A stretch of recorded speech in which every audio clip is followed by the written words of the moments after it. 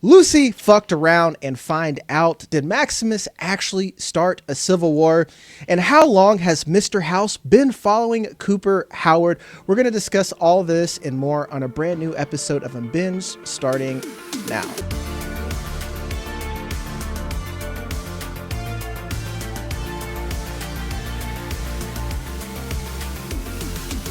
Welcome to Unbinged, the podcast discussing all the shows and movies that you love to binge. I'm Jagger May, that's Sam Holt, and the dude coughing is Matt Kopfhamer. That is no pun intended. And boy, we've got, I wouldn't say a filler episode, but it was definitely a lot of exposition to set up what I think is multiple civil wars. But before we discuss that, Sam, could you please give us the spoiler warning? This is your one and only spoiler warning. We're about to spoil the shit out of Fallout Season 2, Episode 3. So if you haven't watched it, go do that and come back and join us. Yes, go watch it. And if you're a gamer, don't be spoiling shit in the comments, whatever. People can Google things at their own pace. Play nice. Let's play nice. Play nice. Yeah. And just because people haven't played a 5 or 6 game series doesn't mean they don't deserve this show. Because you nerds want good video game adaptations, let us watch it, because that's what drives all those ratings. But we've got multiple civil wars, it feels like. There's just, what's that show that was on Hulu, Little Fires Everywhere, except there's actually quite literal fires, and they're a lot bigger, and they are everywhere. We're going to, I guess, start with the Brotherhood and the Commonwealth. We got that massive death. Maximus keeps doing shit. He keeps doing shit. So, Sam, we'll kick it to you first. Were you disappointed as I am that we lost Kumail Nanjiani too soon? First in Eternals, now this? Yes, way too soon. He was so much fun right leading into the episode, and then I was like, oh, I think there was some speculation last week. What kind of character is he going to be? Is he going to be positive? He was giving off kind of like, Lucy kind of positive vibes. But then by the end of the episode, I was like, oh no. And as soon as he started saying stuff at this last scene with all of the kid ghouls, I was like, oh no, he's going to die and he needs to die. And it sucked. Abominations, Sam? They're little abominations? No, they're children. They are children. You don't just go into a room and kill children. Maximus was right and totally justified. Yeah. And I did my own research. Cough, I know you've played a little bit, but they're like, the Commonwealth are actually really chill guys. That's what I was reading about. They're way more chill than Quintus. And then he's just like, but the Codex, the ancient Jedi text. And he's about to fucking blast some kids there. Based on the ancient text, we must kill these kids. We just watch Welcome to Derry. We've already seen a bunch of kid killing. This was out of pocket. And again, Pennywise, he's just hungry. That's just nature. Yeah, nature. That's just him. This Codex Bible shit is just too much for me. Agreed. Cough. If you are Maximus at this point, are you going back home to your Brotherhood, or are you going to go to the Commonwealth and make some shit up? Because it seems like you're stuck in a rock and a hard place. Well, he's really stuck because he can't pilot that fucking helicarrier. So he's got to walk back to his base with 2 sets of power armor. And I think if you watch the little teaser for next week, we see Xander in we see Thaddeus in one of them. So I'm guessing he comes up with some cockamamie plan to have Thaddeus pose as Xander to try to keep things quiet, so that way war doesn't pop off until he can somehow make it seem like Xander killed himself, is what I'm guessing. All I know is Maximus truly is the epitome of what Quintus called him, the dimness of the sword. Like, man does not think more than one step ahead at any given time, which is fine with his character because he's meant to be kind of that like high luck, very low intellect character type. But yeah, he's absolutely starting a war because Quintus was already like, I want to break away because we got all this power, but we may not have the firepower to take on the entire Commonwealth. And now Maximus kind of has forced his hand. So if I was him, I would just I wouldn't even go back to the Brotherhood of Steel. I would just keep wandering the wasteland in my power armor and just be, the new like ghoul type where he just goes around and does whatever he wants. But he's not that smart. So I personally would find the only girl who's ever had interest in me. But I'm a lover boy. Fair enough. I will say that both him and Lucy, like, one is chaotic good and that is Maximus, where he's just like, this seems like the smart idea, and it's like not, even though his heart's in the right place. And then you have Lawful Good, where Lucy's just so incredibly rigid that she steps in shit all the time. But Maximus, I will say, it's like you said, Koff, he needs to be this way and it's part of his character. So I'm not going to bitch about him being like a fucking idiot, since he's like always an idiot. And I'm just happy we get Thaddeus again. And I kind of feel bad for him, because he's literally, his whole mantra is like, what do we always say, kids? Most kids are dead by now, you know? It's like literally running a fucking sweatshop out of there, you know? Shout out to ghouls, though, when their little hands blister, they're going to heal real quick, you know? Did you catch a 22-hour shift? Yeah, yeah. Like, we're 12 hours in, 10 more to go. I missed that. Yeah. Oh my god. That's how it feels like making content. That's what it feels like as a sometimes. bartender. Yeah, that's what it feels like as a bartender in the holiday season. Yeah. Yeah. Jeez. Bless you. I say I make content for a living. I hear Koff, working out in them fields. He's in the mines, The mines. I'm over here fucking Derek Zoolander. I've got the black lung pop. So, Sam, if you, again, I asked Koff this, and from like Maximus' perspective, his only option to me is just to kind of dip out. Just like, I biffed this. I fucked this up. I'm going to dip out. Because like Quintus, I would have dipped out on. I mean, he kind of did that. Quintus like disrespected him in a meeting in front of all your peers, and then you got homie Xander's like, hey man, these people kind of dicks. Am I right? So he's just like, fuck yeah, they are. I'm going to leave. You're going to go find Lucy too, right? That's what I would have thought his immediate move is he's already wandered around in this power armor before. So going and wandering through the desert isn't going to be that, chaotic really, compared to what he's already been experiencing, and go look for Lucy, because I do feel like this season is going to culminate with them seeing each other again, but I feel like it's going to drag it out. And that's probably because it's what I would think that some of us want that to happen. But yeah, I mean, in terms of stepping in the shit by killing him, by killing Xander, I definitely would dip out if I were him. I wouldn't just go back and be like, oh no, or like even try this puppet game with Thaddeus of like, yeah, it's still Xander, just because they've got the voice distorter in the armor. It's only going to work for so long, because the little clip for next week is pretty hilarious, where Thaddeus is inner monologuing, but the speaker is on and everyone can hear what he's saying in the lunch hall. I will indulge me. Maybe I'm going to try to big brain this. Okay. You might fuck over Thaddeus a little bit. One might say Thaddeus deserves it. He did fuck over homie. Sure. But fair. It's the Wasteland. It's not like this is Game of Thrones, where it's incredibly civilized or whatever society you want to be in. I'll just go ahead and say it. It's like the hood. Niggas die every day. So like, why don't you just say, hey, we investigated something. I found you some money. Like he found like that right there. You found a gold mine there of money. You'd be like, sorry, dude. I know you got this good thing running, with this little ghoul child sweatshop here, but I don't want to start a civil war. Caps. So I'm going to need you to dip out. Like that's what you could do. You could be like, hey man, I won't kill you and your whole child army, but your operation's mine now, and you give your brotherhood, either side, the Commonwealth or Quintus's brotherhood, money to go buy the firepower specifically, and you look like a fucking hero. And then I'm trying to make a move on Quintus. I'm trying to kill that motherfucker as soon as I can. He's an old bitch, and you're like the number 2 in there. Like, just cap his ass. He's kind of sorry, Maximus kind of weak as fuck. Am I wrong? No, he's definitely not the strongest, or it feels like he needs to go through more things to make him stronger again. What's it called? The thing that Xander is trying to get from the Brotherhood? The cold fusion. Fusion, yeah. They keep calling it something else. A battery? I don't know. Just like, to me, it's a battery. Yeah. Well, anyways, do you have Duracell? It just feels like he needs to almost take away their ability to use it, because neither side deserves it. Yeah. Right. Yeah. That's what started the Cold War, isn't it? No, not really. I don't think. It's what did start the Cold War? History buffs tap in. I talk about TV for a living, so We don't mind being corrected.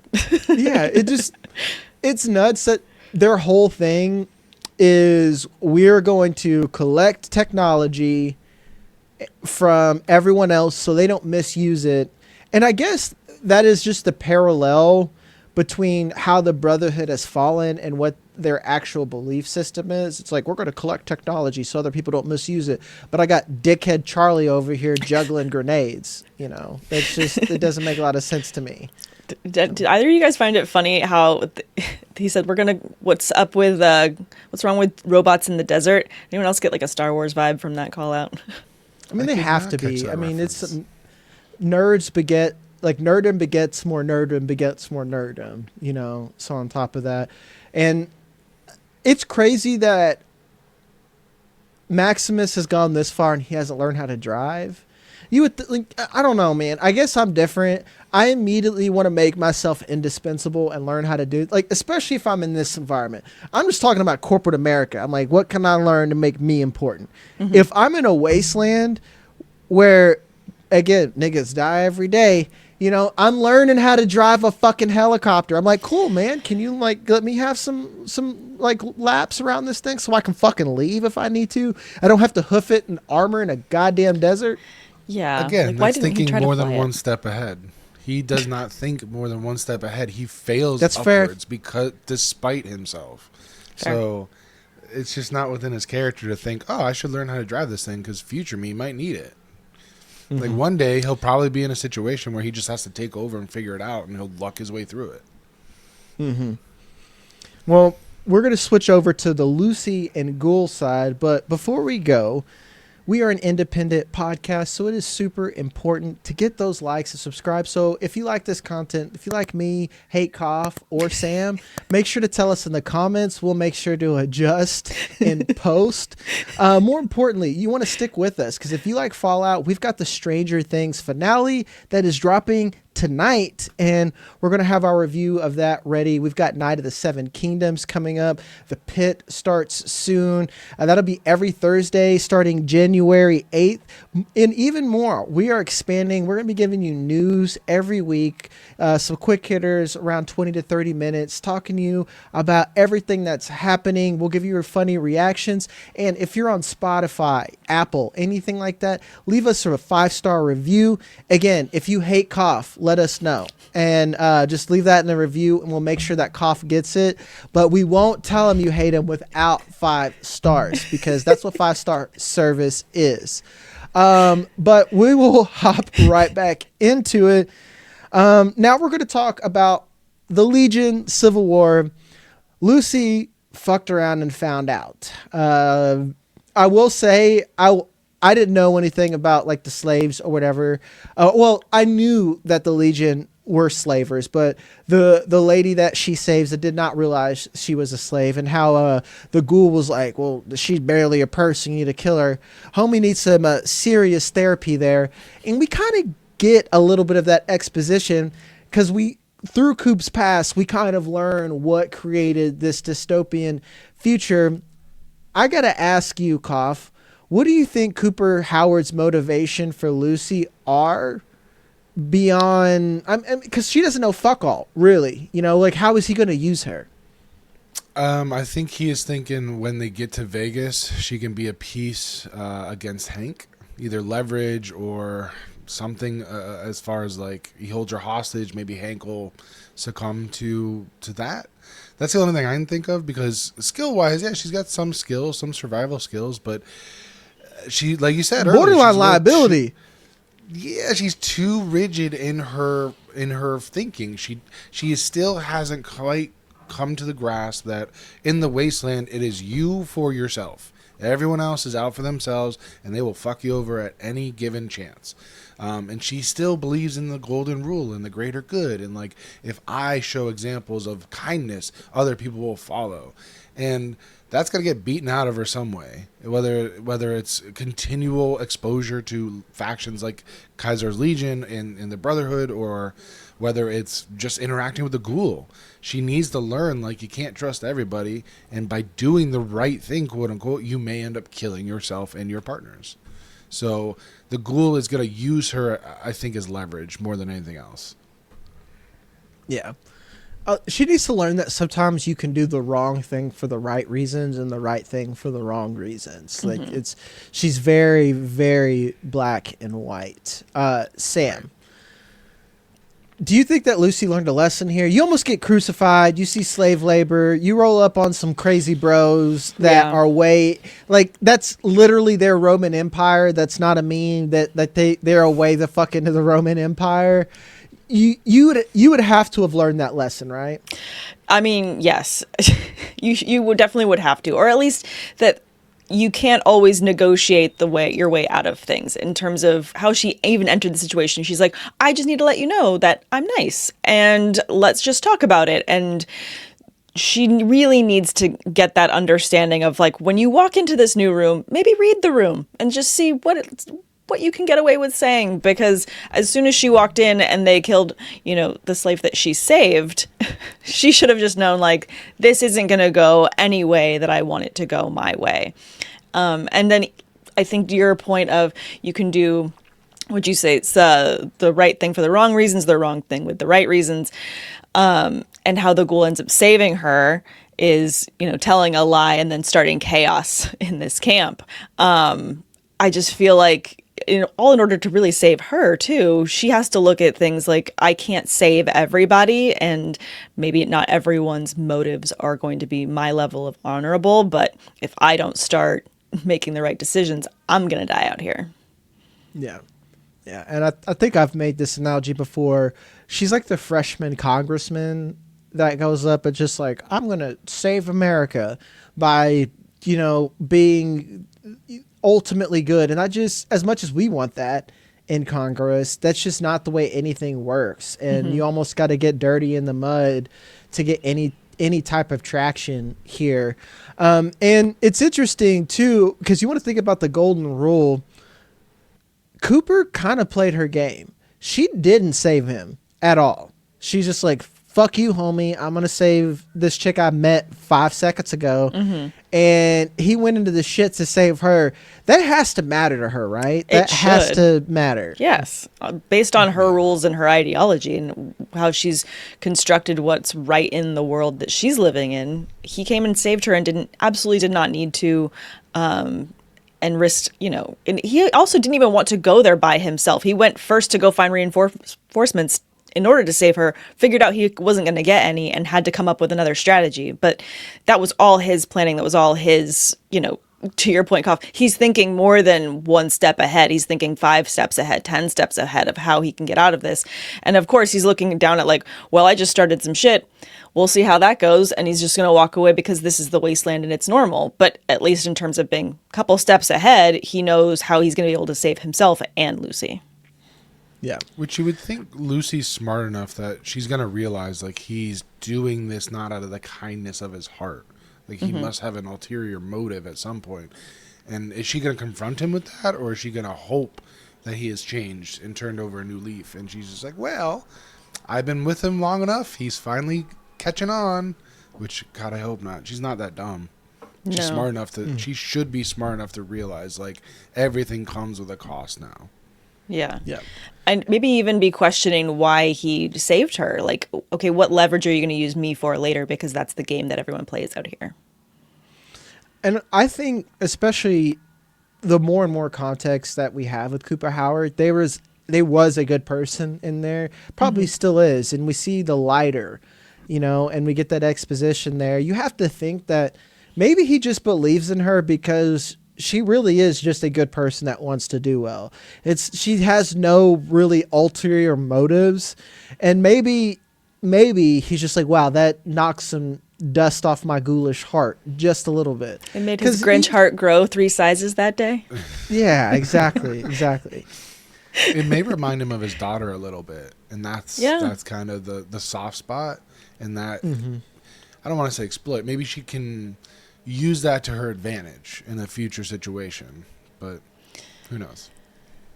Yeah, maybe she can learn from that. I do think that there's something that he has seen behind the curtain on so many groups of people over time, even in all the flashbacks, that he knows people are not inherently good. And we're learning that he was catching onto this in all of the flashbacks, that, his wife is a part of this plan.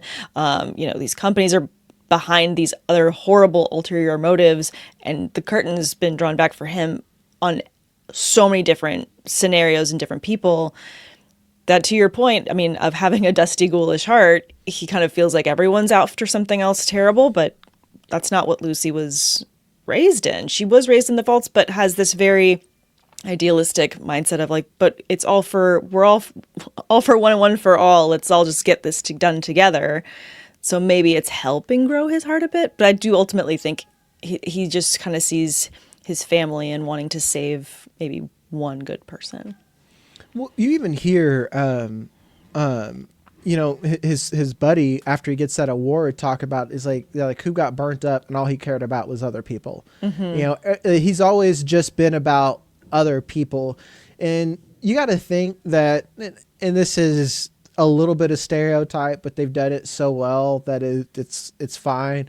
Where, I had to become this way to survive, Sure. Like I was always good, but I had to be bad to live type thing. And then after it's been 200 fucking years, at one point does the act just become who you are? And then you, again, looking down at that lighter, you got to think, is he remembering who he was just a little bit beyond?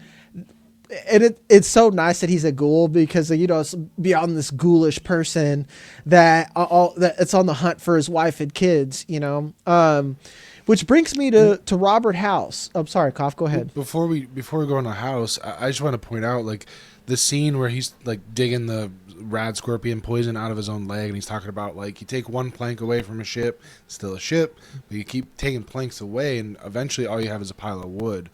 So I thought that was really poignant, because it shows, like, at what point do your actions outweigh your belief system, right? And so if we had 200 years of him as the ghoul doing fuck shit to survive, how big is that pile compared to, well, I believe in these things because I'm still a good person?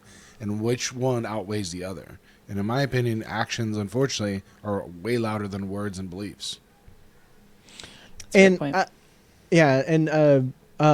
his buddy, what's his name? Something Knife? Is it like White Knife? The veteran? White Knife. Yeah, White Knife. Like, you got to think that his words of, they gave me this for saving one person, not for killing the three people it took to save that one person. That was so strong. Right. Yeah, you got to think that was like, to quote Inside Out, that's like a core memory for him, that became like a tenet of like who he was as a person. Mm-hmm. Because now you got to think 200 years of fucking destruction is probably justified for him if he's aimed at Robert House, he's aimed at Vault Tech and the people who've done things, because you got to think people are going full-blown Roman Empire at this point. Mm-hmm. They can't even pronounce Caesar correctly by saying Kaiser. What did you say? Those are German. Kaiser is German. That was amazing. It was amazing. That was so good. Shout out to the person who gave us a heads up in the comments, because I thought the same thing. I was like, Kaiser, like the roll, like the German name. Yes, shout out. Just because they don't like soft C's, yeah. So good. Which, do we think Macaulay Culkin survives? We got such a brief cameo of him as like this herald kind of. Yeah, I want him to, man. He's a fun actor, so I want to see more of him in this show.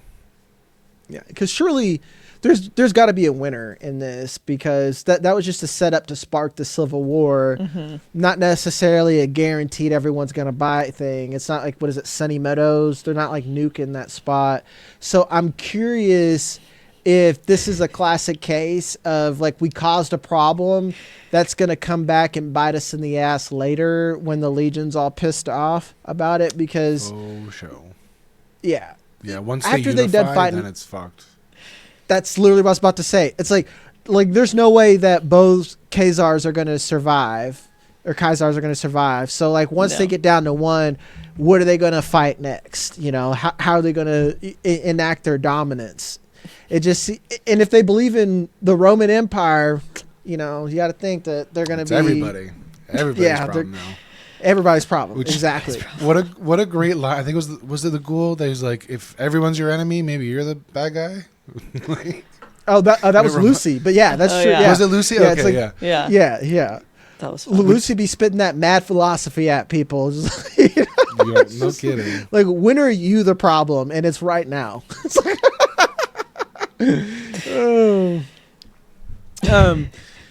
to Robert House, you got to think that did Coop had to know that was Robert House, right? He's not Robert House. I don't think he knew because he hasn't met him yet.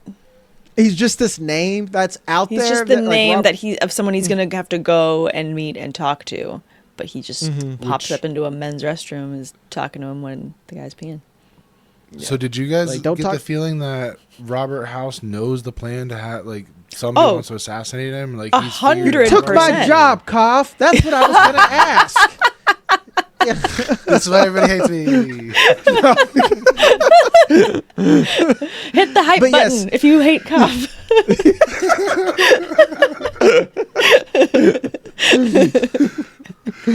But Kopf, yes, to that is he's got to know, right? And, he has to. And I've done my own homework. Gamer nerds, I looked shit up because we already get the Securitrons on there. Victor, he puts those everywhere as these little monitors. That is indicative of who he is as a person. We already know that he had Hank in Vault Tech as a corporate spy. This motherfucker's got people everywhere. I wouldn't be surprised if Moldaver in her little socialist group, because I had to look up what a pinko was because I'm not 1,000 years old. That is that's the N word for socialist. Slur for a slur for communists. Yeah, for communists. It's a shitty word. It doesn't sound not a good one. Pinko. Yeah, that's not very good. Nope. It's like, are you a pinko? And he's, you know, your P slows to a dribble. It's like, what did you call me?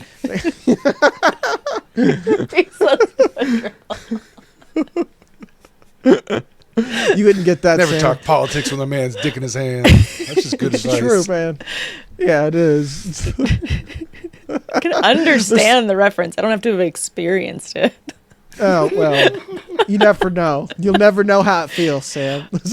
I don't know. Women talk to each other in the bathrooms all the time. Like, we have stalls. Not with the dick in your hand. Well, no, not when the doors are closed. We don't know what's happening. I'm just saying. I don't know. That's true. It is 2025. We can't assume that anymore, Jag. You're right. You're right. I'm correct there. Yeah, it's this Insidious character. And I love that we're only getting nuggets at this point because I feel like Robert House is going to be a cliffhanger for season 3. Like I really trust that we're going to get at least a decent season. Everyone's locked in. They don't need to do the thing where it's just like, oh, I hope you guys come back for season 2. We're here. We're ready. I don't think any of us wants it to end this season. We're getting very little of Justin Theroux and Mr. House. Are we going to get a big bang at the end? And this is a spoiler for anyone except gamers, but Sam, do you know what happened to Robert House or what he did to himself? I did watch a couple YouTube videos to understand a little bit more. So doesn't he because they said it in the episode that his main goal was to live forever, right? So he just essentially he doesn't cryo freeze himself, but he puts him in something to keep him alive and his brain is just awake, but his body's shriveled up. Close. We've already seen Homeboy with his brain in a fucking RC car. Yeah. You're in the ballpark there, but I don't want to spoil it for people who haven't played the games because we're allowed to enjoy things too. But I feel like that's going to be such a plot twist that maybe Hank ends up being the big bad at the end, you know? Oh, okay. You know, basically I want us to kill Hank, and then we get to actually witness Mr. House, and then that sets up season 3 for us. Is how I would really want it. And I'm not going to be mad if they do exactly what I say, because there's still plenty of room for surprises along the way, and sometimes it's just okay for fans to be right. Duffer Brothers. So. Amen.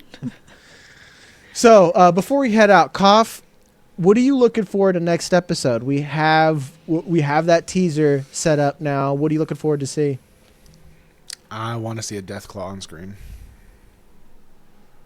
What for those who don't know what a Deathclaw is? So please tell a us. Deathclaw is essentially, imagine a mutated iguana mixed with like Godzilla, but like 7 feet tall. A kaiju, a goddamn kaiju. Yeah. What? Like a 7 I foot want that. kaiju. They wander around the desert just fucking shit up. It's amazing. The first time I experienced one in the game, I was like, what the fuck is this? Because it looks like a fucking dinosaur.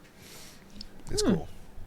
Yes, I love that. Thank you, Sam. What about you? Do you want to see the Deathclaw? Now I want to just see that. That sounds awesome. I mean, Yeah. I'm very excited for whatever potential that has. Honestly, next episode, I want more flashbacks, because I've really been enjoying those to get more of, Hank's perspective and what the Ghoul was originally like back in the day. So I want to see more of that and connect more dots. So I'm hoping for more flashbacks, but now I just want to see more cool monster shit.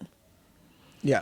Let us know in the comments, especially gamers who are playing nice. Tell us some fun stuff that we could see, because it seems like we're full blown in the New Vegas now, like that plot line, and we're getting a few things from Fallout 3 or whatever. I know there's a big, I know enough about the game. Like, what's better, New Vegas or Fallout 3? I don't know. I'm just really enjoying the show. Yeah, is that what you're saying? You think New Vegas? That's what is my better? brother tells me. I've only played 3 and 4. My brother played. He's played like all of them except for 1 and 2.